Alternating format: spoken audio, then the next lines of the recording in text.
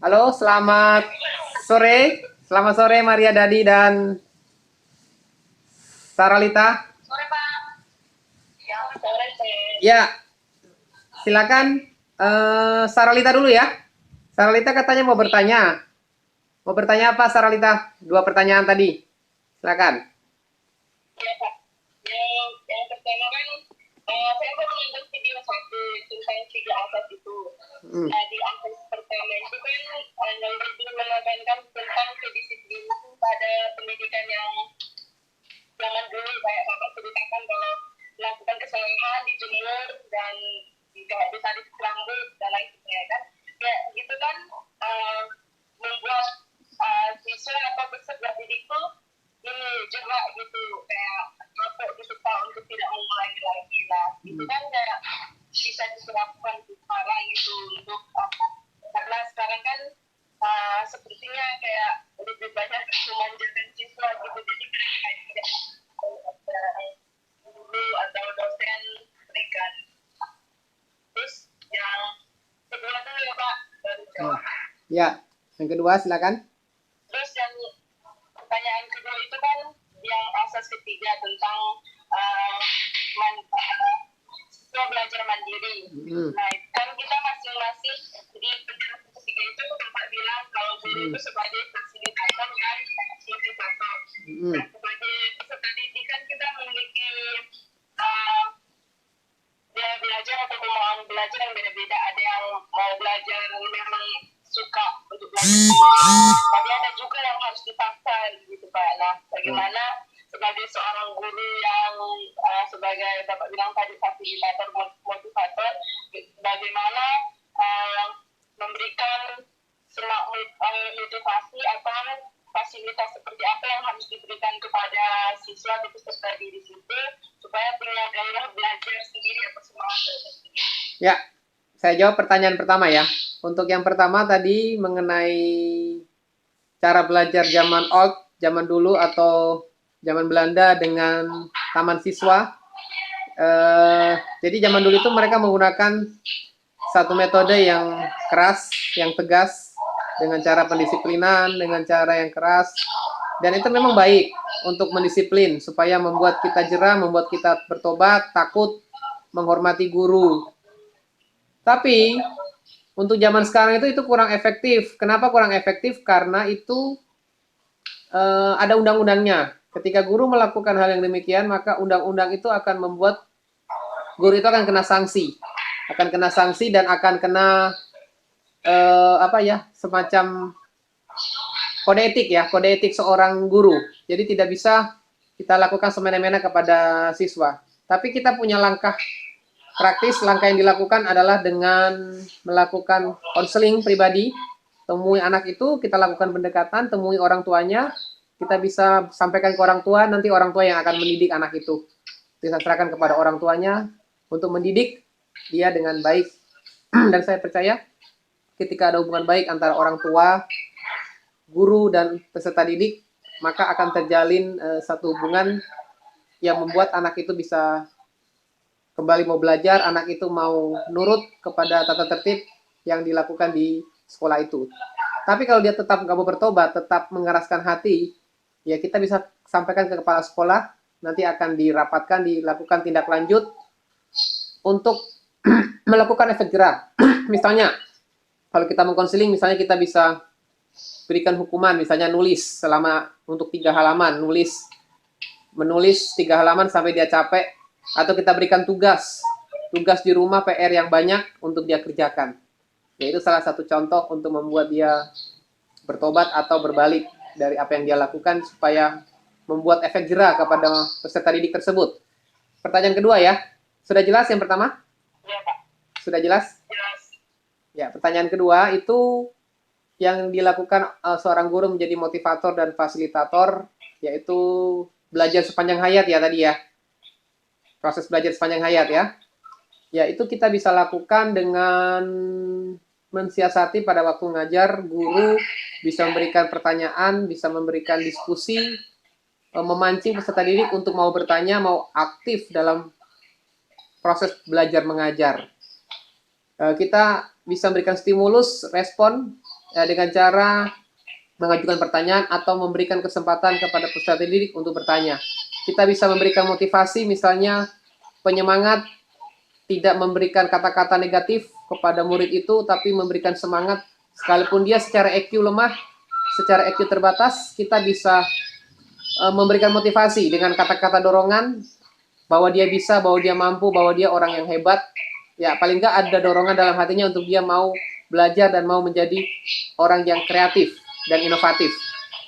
Yang kedua, atau fasilitator. Kalau fasilitator kita bisa gunakan tidak hanya di dalam kelas, kita bisa gunakan perpustakaan, kita bisa gunakan lab, kita bisa gunakan ruangan di luar, di lapangan, di taman, atau dengan bersentuhan dengan masyarakat. Ya, banyak hal yang kita bisa lakukan untuk memfasilitasi supaya peserta didik itu tidak jenuh dengan proses belajar mengajar. Udah jelas? Yang kedua udah jelas? Ya, sekarang silakan. Terima kasih. Jangan tutup dulu ya. Lanjut. Maria Dadi. Halo. Mau bertanya? Pak, kalau saya mau bertanya tentang tugas, Pak. Oh, tugas gimana? Silakan. Ini kan ada 2 video. Ini video yang pertama kan ini kita tanggapi. Itu video juga kita seperti itu atau gimana, Pak? Tugas video 1 dan 2 itu menanggapi ringkasan. Kita memberikan ringkasan dan tanggapan. Ringkasan dan tanggapan. Putus-putus, Pak. Halo? Tes 1 2. Iya, halo, Pak. Udah jelas tes 1 2? Iya, Pak. Kita memberikan tanggapan. Tanggapan dan ringkasan. Ringkasan dari materi yang saya sampaikan. Putus-putus, Pak. Ya, memberikan tanggapan. Tanggapan dan ringkasan. Tanggapan dan ringkasan. Ini satu video 2 lembar atau ini 2 video itu jadi satu. 2 lembar atau 3 lembar? Jadi satu file. Satu video 2 lembar. Satu file. 2 video dalam satu file. 2 video dalam satu file. Kamu bertanya? Bertanya tentang materi, tanya aja. Apa yang kamu kurang jelas? Tanya aja. Materi yang kamu mau tanyakan apa? Materi perkuliahan yang kamu tanyakan. Putus-putus, Pak. Halo?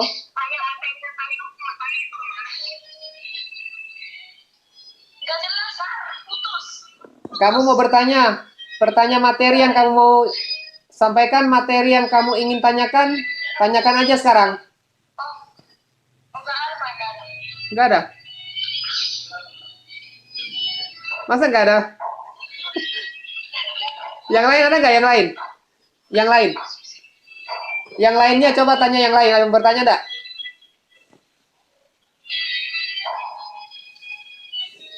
Jaringannya enggak bagus sih, Pak. Halo?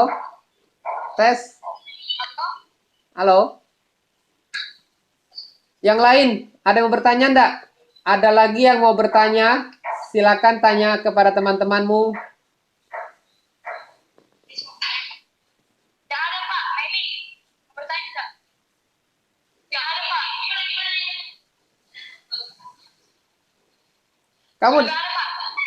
Kamu udah jelas tentang filsafat pendidikan. Putus-putus, Pak.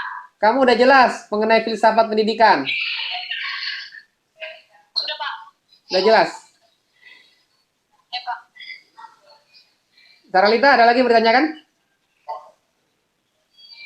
Kenapa, Pak? Saralita, ada lagi yang mau ditanyakan? Pak, cuma itu aja. Tapi yang saya menonton video yang kedua, Pak. Masih baru 1. Belum lihat yang kedua? Yang kedua belum lihat? Video yang kedua? Video yang kedua.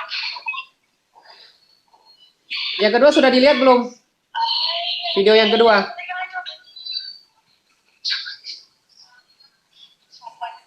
Maria Dadi? Siapa? Maria Dadi udah jelas? Wahyu, ada yang mau ditanyakan Wahyu? Mau ditanyakan filsafat? Halo, Pak. Sudah jelas. Sudah jelas? Yakin? Jadi satu kan, Pak. Ya. 2 lembar, Pak. Kalau gitu saya bertanya ya. Saya kasih satu pertanyaan, tolong dijawab ya. Saya kasihkan satu pertanyaan. Saya berikan satu pertanyaan, tolong dijawab.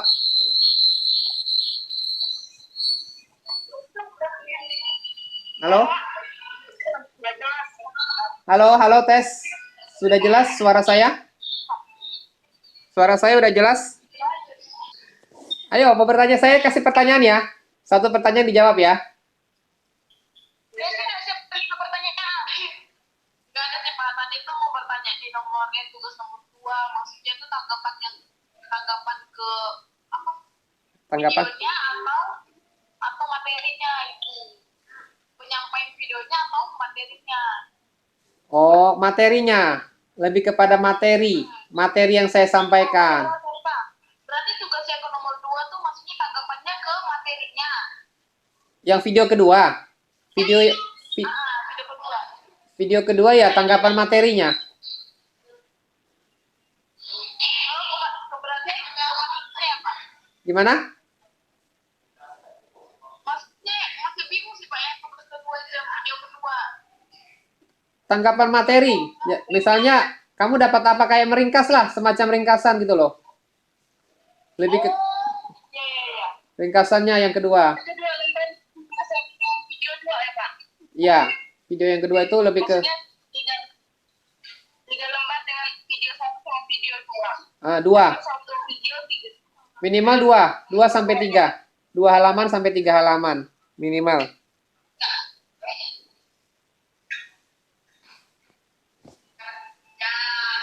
Pertanyaan saya, dari ketiga asas, Yang ribut loh, Pak. mana di antara 3 asas itu yang menurut kalian yang paling efektif, yang bisa diterapkan di dalam dunia pendidikan? Dari 3 asas, mana asas yang paling efektif yang bisa digunakan di dalam dunia pendidikan? Silakan dijawab, salah seorang, monggo. Yang 3 asas, Pak. Yang 3 asas. Ya, Kalau saya, Pak, itu asas tunggu ya, Pak. ada asas Kemandirian dalam belajar. kemandirian dalam belajar. Ada 2, Pak. Ada 2, Pak. Salah satu aja. Kemandirian dalam belajar dan belajar sepanjang hayat, Pak. Jadi dari tiga asas itu pilih salah satu. Pilih satu atau Salah satu yang paling efektif. belajar sepanjang hayat. Apa? Itu kan menyambut positif.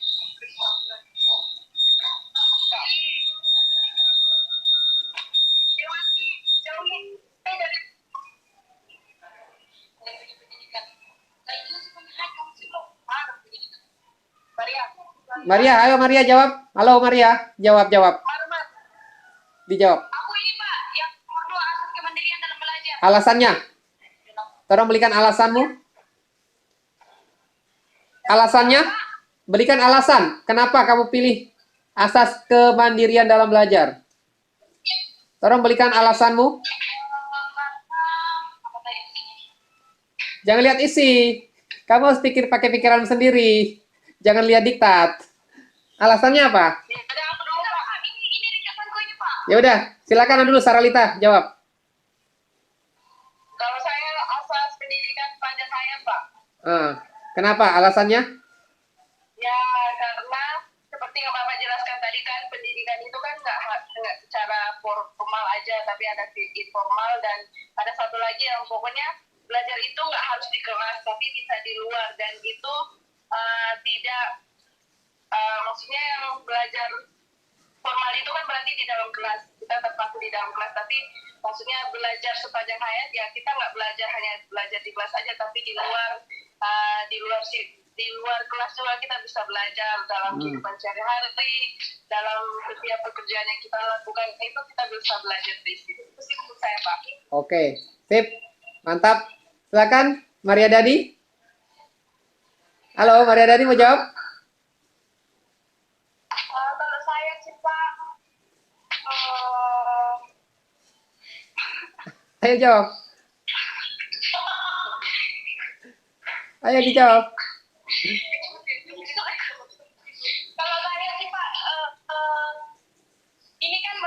Tonga UNESCO, Pak. Melibatkan dari itu apa?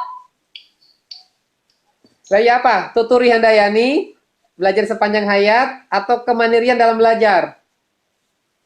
Kemandirian dalam belajar, Pak, kalau saya. Alasannya? Silakan berikan alasanmu kenapa. Alasannya, Kenapa? Ayo. Alasannya apa? Jawab aja. Tidak usah takut salah. Jangan takut salah.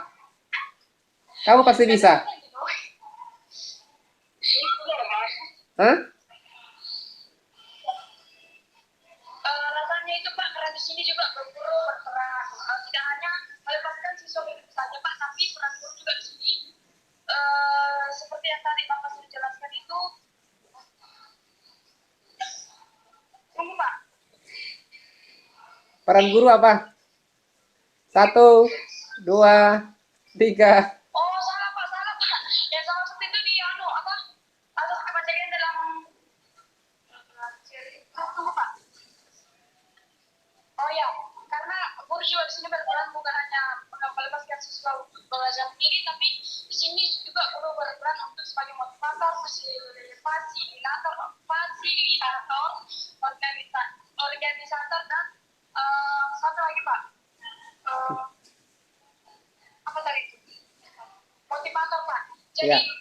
meskipun itu siswa sudah diberikan akses dalam mandiri dan belajar, tapi guru masih tetap membantu seperti yang Bapak tadi jelaskan, tetap memotivasi. Kalau siswa sudah mulai bosan dalam belajar, bagaimana guru tetap memberikan dorongan dan pelatihan. Ya. Oke, terima kasih ya.